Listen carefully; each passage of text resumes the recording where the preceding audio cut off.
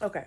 Movie review for this week is Woman in the Yard. First of all, this is an amazing movie, beautiful acting, beautiful way of depicting what it is like to be a black woman and to go through mental health struggles. This struggles in general, struggles of being a woman, the struggles of being a black woman, the struggles of all of what society has put on. The most unappreciated woman is the black woman, and this movie does a good job of depicting, showing what it is like to go through a mental health crisis, to go through just being tired, being exhausted. And there's a scene in there that starts with her just saying, like, give me the strength. And that's what a lot of it is. Give me the strength every day to keep going on and keep moving forward, and just to keep living. And with everything that you have stacked against you and all of the challenges, bills, children, you know, physical stuff that you have to heal. Because in the movie, she's been in a car accident, lost her husband, um, lost her husband, and she's there to basically having to heal herself, having to grieve, having already been in a mental state of, not wanting to do this anymore, and being exhausted and being over it, and then having to raise two children, and then having to take all of that and keep going on by yourself, right? And pay bills and take care of a house. And the house they got was a fixer up house. So now this house is not finished, and it's up to her to be the one to figure out how to fix the house and finish it, and all these things. There's so many things stacked against her. But she gets up and she's trying to do her best to, be there so the kids are not alone, and, help where she can help because of the leg and just her own mental state, right? It's a whole thing. And you see in the beginning of her, like, going to take her pill or her medication, which is really like some kind of an antidepressant or something, and she doesn't, right?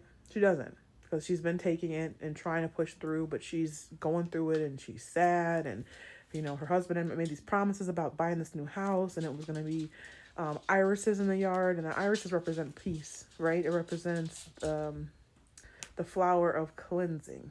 So there's things that they're alluding to with that. And then he kept saying something about naming the house, and the house needs to have a name, and the house never had a name because they never finished anything, and it's nothing like what they had drew up in these plans or these ideas.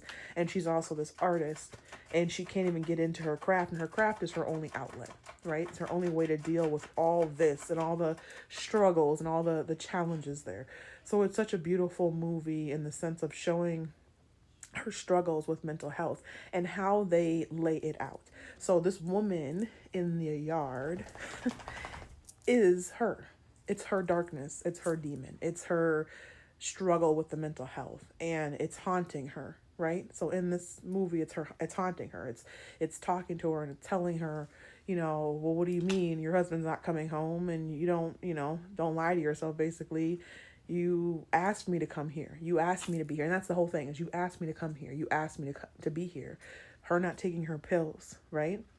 Means that she opened the door to let this stuff that she's been struggling with and suffering with for the longest time come to the forefront, so that she can be done, right? To unalive herself, to not be here.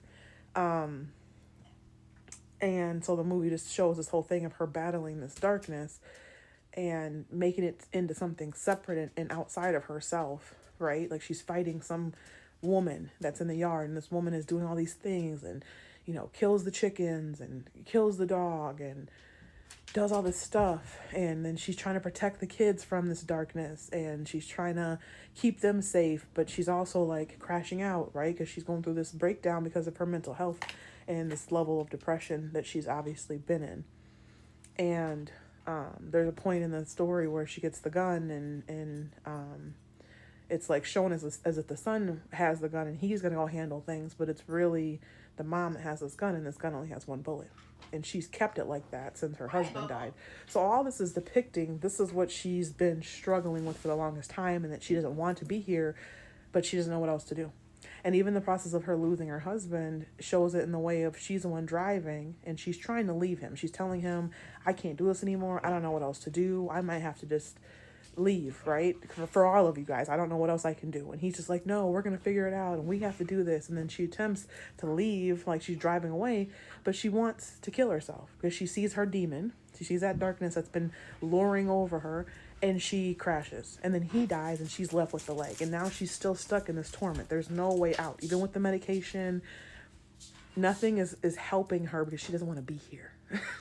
That is the truth and the struggle. And so it goes to this whole thing of her not wanting to hurt her kids, but you're seeing all these things where she's like breaking stuff and she's throwing things around, and there's a whole thing happening because she is crashing out. She's done. She's over it, but she doesn't know any other way of how to get herself out of it. So she's like freaking the kids out because now she doesn't know the difference between what's real and what's unreal because that's how much this has taken over her. So it's such a crazy depiction of all the ways that your mind, you know, how you perceive your darkness, how you perceive going through your level of depression, what's real and what's unreal when you are in such a place of struggle and you can't, right? You can't anymore. It's so heavy, it's so dark, and everybody can relate to it in some form because you've been through something. And it's those points of working through that darkness or giving up or facing it, or depending on what it is you can do. In some situations, it's just too much.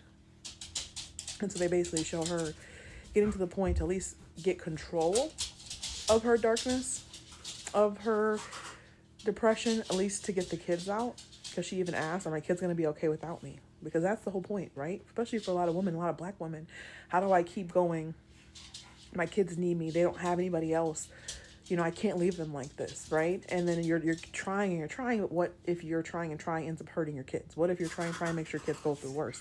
And that's how it shows in the movie, because they show it as if the kids are also being haunted by this darkness, but the darkness is hers. It's her. She's creating this heaviness in the kids' life. She's terrifying them and scaring them and doing all these things, right? So it's such a thing. And then it gets to the point where it breaks down that she sends the kids off. Okay, kids, you need to go to the neighbor's house. Go, go, go. And she has that gun with that last one bullet in it. And her part of her that wants to take over the control and wants to leave, that's outside of her, that's been, you know, haunting her in the whole movie, helps her get to that space of like, okay, you can do this. You can leave because you have no other option. And honestly, spiritually, it feels like the element of like the angel of death, right? Angel of death coming in and being like, okay, this is your time and I'm going to help you pass over. And so they don't show the act of her, you know, unaliving herself, but they do show getting the, you know, gun set up and everything, and the prep of everything. And then it's like you get this flash towards the release side, and now she's in the house that's fixed up, right? Here's the house now that never got fixed in reality, and now she's at the house that's fixed up, and her kids are there, and they're happy, and she's happy, and she was able to handle her stuff. And they go into the new house, and you can see that this is like heaven, and it's called Iris Haven. So think haven, heaven, Iris, peace. So she's finally at peace upstairs because she couldn't deal with what was going on down here, but she gets to have that heaven of her own with her kids, knowing that they're going to be okay, or that they're going to be better without her, or they're going to still be able to accomplish things without her, is what they kind of showed her in this process of her going through her depression. And then that painting, because like I said, she's an artist, and seeing in the painting her name written on there, but her name is written backwards, representing the other side, right? This is the other side, like a mirror dimension. The other side of this reality is that reality for her. And yeah, and there's depictions throughout the movie of her basically, you know, showing her the struggle basically of one side versus the other side, right? You can be on this side and think that you're happy, but you're being suffocated, and you know, you're going through this, and you think you can just kind of keep going through it, but everything is gone. Everything you thought you could handle is not working. It's lost. It's so intense. So beautiful movie.